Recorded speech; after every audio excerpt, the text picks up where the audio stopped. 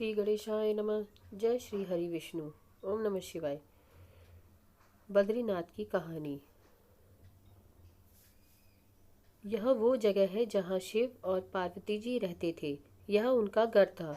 एक दिन नारायण यानी विष्णु जी के पास नारद जी गए और कहा, आप मानवता के लिए एक खराब मिसाल हैं। आप हर समय शेषनाग के ऊपर लेटे रहते हैं और आपकी पत्नी लक्ष्मी हमेशा आपकी सेवा में लगी रहती है और आपको लाड करती रहती है। इस ग्रह के अन्य प्राणियों के लिए आप एक अच्छी मिसाल नहीं बन पा रहे हैं। आपको सृष्टि के सभी जीवों के लिए कुछ अर्थपूर्ण कार्य करना चाहिए। इस आलोचना से बचने और साथ ही अपने उत्थान के लिए भगवान विष्णु को ऐसा करना पड़ा। भगवान विष्णु को तप और साधना करने के लिए सही स्थान की तलाश में नीचे हिमालय गए। वहां उन्हें मिला बद्रीनाथ, एक अच्छा सा छोटा सा घर जहाँ सब कुछ वैसा ही था जैसा उन्होंने सोचा था। साधना के लिए सबसे आदर्श उन्हें वह जगह लगी। वह उस घर के अंदर गए। घुसते ही उन्हें पता चल गया यह तो शिव जी का निवास है और वो तो बहुत ही खतरनाक व्यक्ति है।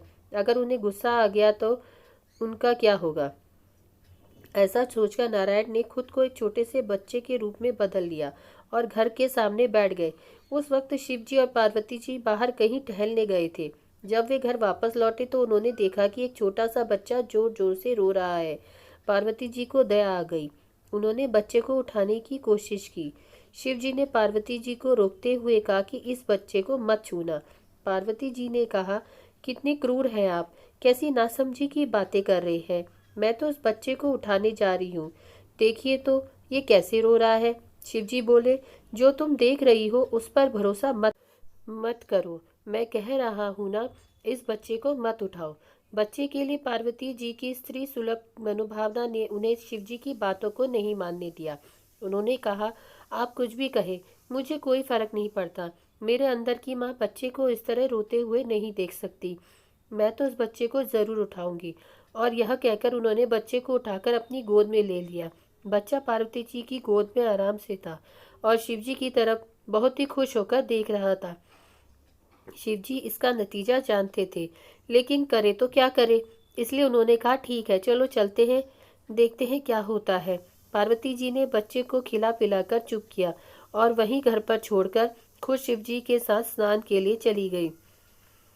जब शिव पार्वती स्नान पर चले गए और लौटकर आए तो देखा घर का दरवाजा अंदर से बंद था। शिव जी तो जानते ही थे अब खेल शुरू हो गया। पार्वती जी हैरान थी कि आखिर दरवाजा किसने बंद किया। शिव जी बोले, मैंने कहा था ना, इस बच्चे को मत उठाना। तुम बच्चे को घर के अंदर लाई और तब उसने अंदर से दरवाजा बंद कर लिया। पार्वती जी ने कहा, अब हम क्या करें। शिव जी के पास दो विकल्प थे। एक, जो भी उनके सामने हो उसे जलाकर भस्म कर दे, और दूसरा, वे वहां से चले जाएं और कोई और रास्ता ढूंढ लें। उन्होंने कहा, चलो कहीं और चलते हैं, क्योंकि यह तो तुम्हारा प्यारा बच्चा है, इसलिए मैं उसे छू भी नहीं सकता। मैं अब कुछ नहीं कर सकता, चलो कहीं और चलते हैं। इस तरह शिव जी और पार्वती जी को अवैध तरीके से वहां से निष्कासित कर दिया गया। वे दूसरी जगह तलाश करने के लिए पैदल ही निकल पड़े।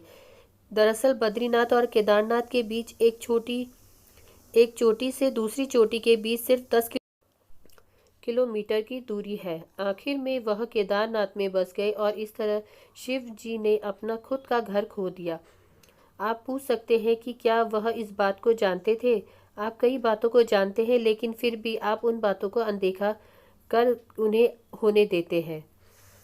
जय श्री हरि विष्णु। ओम नमः शिवाय।